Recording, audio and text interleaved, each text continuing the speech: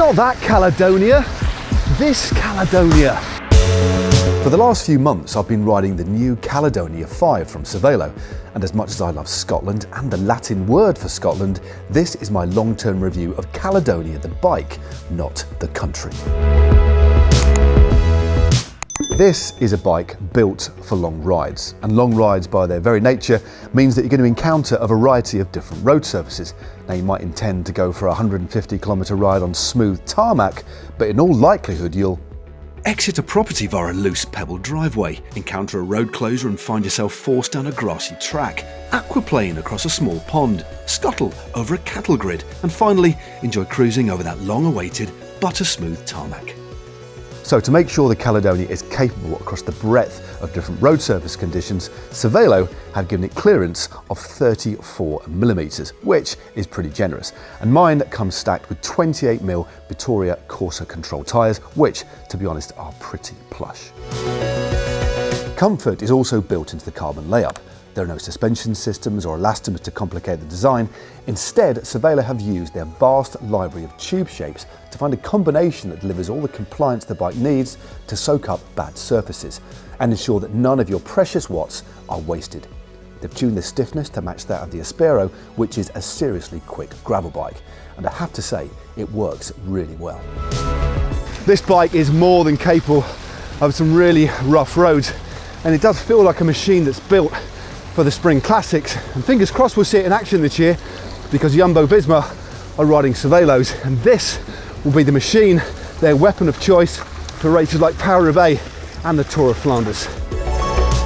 In fact, Cervelo deliberately slowed down the handling on the Caledonia because of the demands of Paris-Roubaix. They're confident that if the pros are more comfortable, they'll be more confident and they'll race faster, which, when you think about it, does actually make a lot of sense. Now, lots of endurance bikes leave a little bit to be desired in the looks department, but with the Caledonia-5, there are real distinct hints from Cervelo's S-Series. Look at the integrated cabling, the tube design, the shape, and just the general look of the frame. Plus, it's really light as well, just like Cervelo's R-Series specialist climbing bike. And when you look at it, it really is pretty easy on the eye. The geometry is excellent for long distance riding too. It's got really assured handling, a slightly slack head tube and a longer fork trail, so it doesn't feel twitchy at all. The cockpit is right where it needs to be too, with enough handlebar drop to make the most of the aero tube shapes, but not so much that it becomes a real effort on your core. Besides, the bike actually comes with two different size headset caps and loads of spaces to tweak your position if you need to. There are two different ranges of the Caledonia bike, the Caledonia and the Caledonia-5, and it's the Caledonia-5 that I've been lucky enough to ride. There are a lot of similarities, but there are a few key upgrades to warrant the additional cost of the Caledonia-5. An aero seat post, integrated cable management through the cockpit, and higher wheel specs are the highlights. The Caledonia-5 frame set is slightly lighter too. Both ranges of the Caledonia bike come with one very handy feature indeed, and one that opens up the possibility of riding this bike all year round: hidden mudguard mounts. We're deep into the winter here in the UK, and having mudguards on this bike is a huge advantage because you've got a premium carbon fibre frame here that you can ride genuinely for 12 months of the year without covering you or your mate in mud. The spec on this model features SRAM's red ETAP group set. With 12-speed wireless shifting, you can easily find the right cadence because there are so many single-tooth steps in the cassette. You don't notice the smaller chain rings because of that smaller 10-tooth cog on the back. I find these shifters really easy to use with the larger paddles, especially when it's cold and you have to wear thick winter gloves. They're still pretty tactile. The Zip 303S wheelset has a hookless rim profile, which is designed to be used tubeless.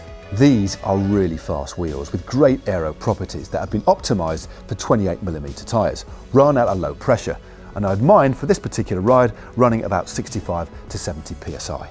This creates a wider and shorter contact patch with the ground, improving rolling resistance. They feel really comfortable and they roll super quick as well.